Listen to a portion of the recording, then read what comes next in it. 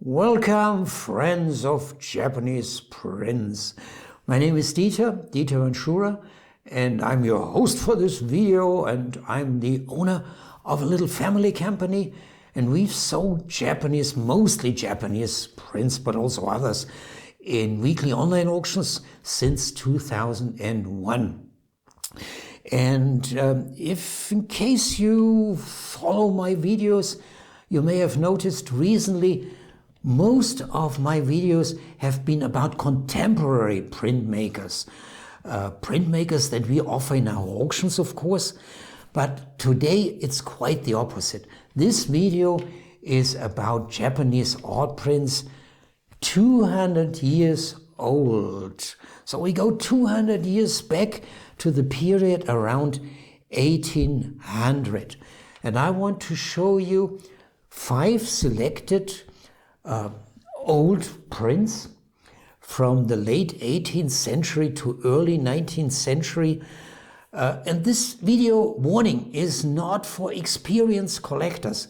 It's for pure beginners, because the detail of these prints is now not so much the focus for this video, but I want to explain you a few basics, how you can recognize if this is an old original Japanese print from this period around 1800 and why it looks the way it is and how printmaking was around this time.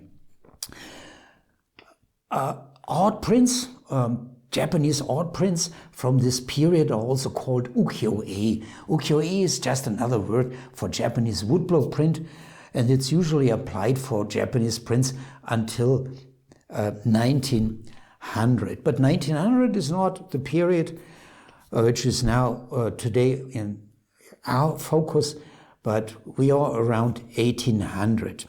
And this period is called today by many of these die-hard ukiyo-e collectors the Golden Age of Ukiyo-e, and this headline, this buzzword is also used by some authors of books about Japanese prints, and there are also quite a few who have the opinion, well, Golden Age means, okay, well, that was the summit, that was the most important period, and some of these authors say, and everything that came afterwards, they call it the degenerated prints, the degenerate periods. I do not share this opinion, not at all, because I think all art periods have something, some characteristics and have their merits.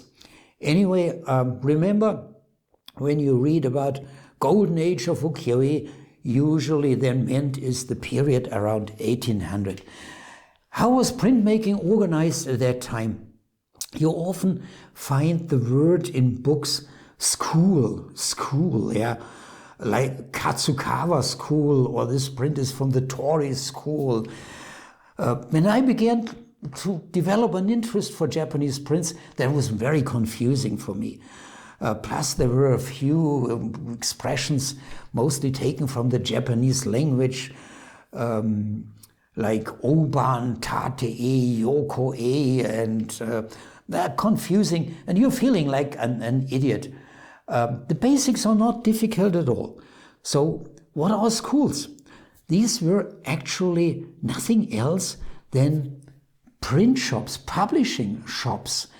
And they created their prints, well, like this one, single prints that are today collected, but mainly also books.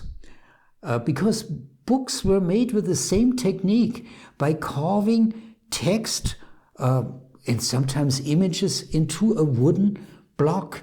And then the single prints for the book, they were put together and fixed with a string, and this was it. And when an artist was very famous, then he established his own school, yeah, printmaking shop. And it was a business, it was a commercial company, you could say. Around 1800, the Katsukawa and Torii school, they were the leading print shops, printmaking schools. Again, well, let's use this word now because you know what's actually behind it. And there was a third school, the so-called Utagawa school. And around 1800, Toyokuni Utagawa became the head of this school. He was not the founder of the Utagawa school, but he was the guy who made this school famous and brought it to very big commercial success. And the Utagawa school became the absolutely dominating school, printmaking shop until the late 19th century. The Katsukawa and Tori school and some other schools, they continued, but when you collect Japanese prints and you see prints by such artists like Kunisada, Kuniyoshi, Hokusai, you will always see Utagawa, yeah, because the heads of these schools automatically then took the name Utagawa.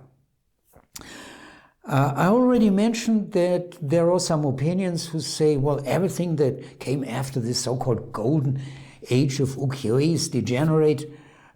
Absolute nonsense. I refuse this opinion.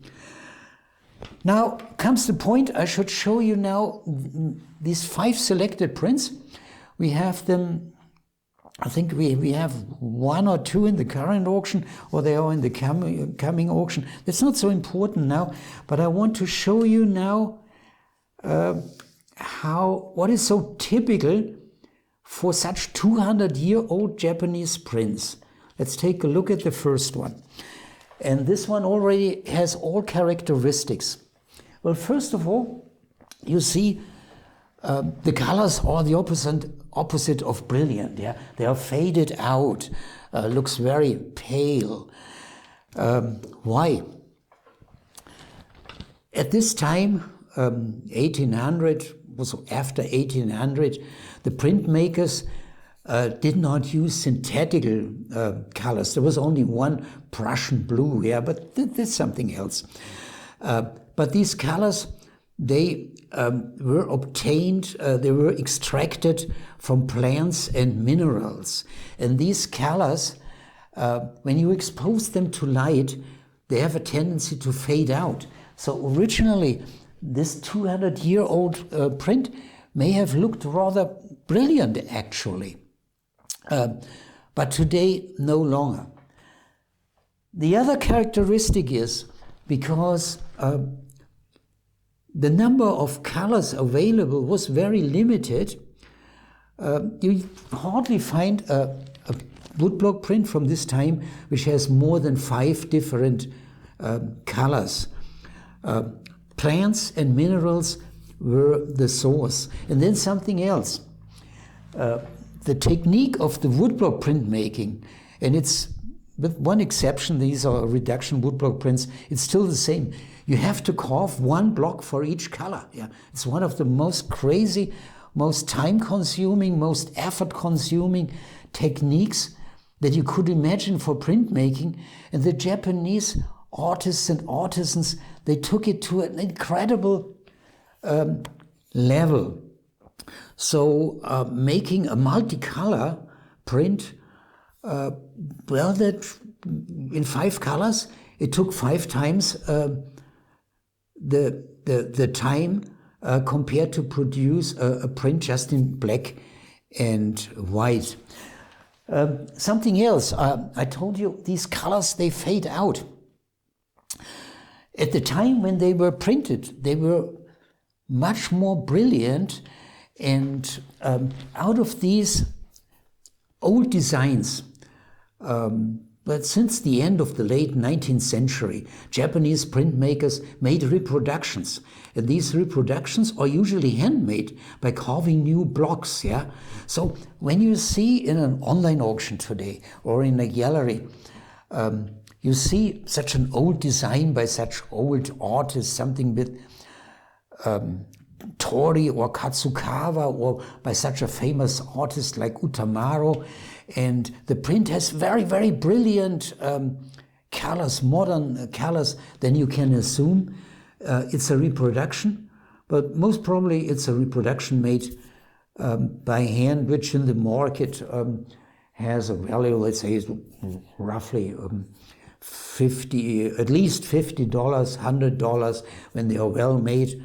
$100 perfectly okay. Well, let's take a look at the other four. The next print shows a scene from a procession of the Nivaka festival. The Nivaka festival was a parade, a procession of the greenhouses. The greenhouses is nothing else than a Japanese expression for a brothel. So this was a parade, a procession of prostitutes. And also there you see the very reduced color palette and how the colors are faded out. The next one I think is in a little bit in better condition. This is by Shunsho Katsukawa. Maybe this print was not so much exposed to light, and therefore distinctively more brilliant colors, but also the reduced color palette. Then the next one, and this one is now by Toyokuni Utagawa. Well, this head of the Utagawa school who made it so successful and put it in a position to dominate the market in a kind of monopoly until the late 19th century.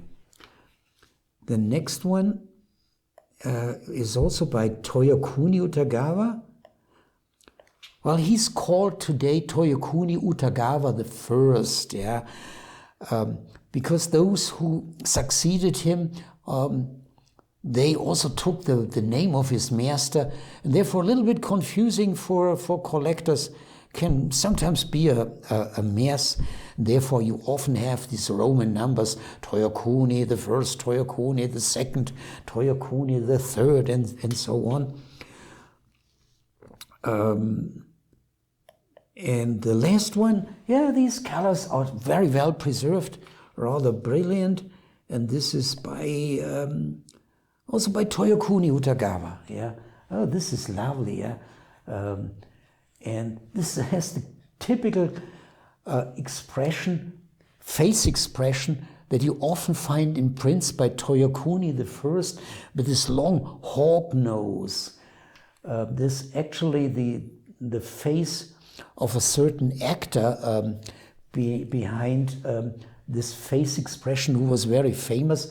Most of these prints that you see show kabuki scenes, well, the traditional Japanese theater. Well, enough for this video today. It was not for experienced collectors, it was really for beginners, and I wanted to explain you a few basics of old Japanese prints, 200 years old or older, and a little bit how you can recognize them. Okay, thanks for watching. And have a good week and goodbye, and I hope to see you for our next video.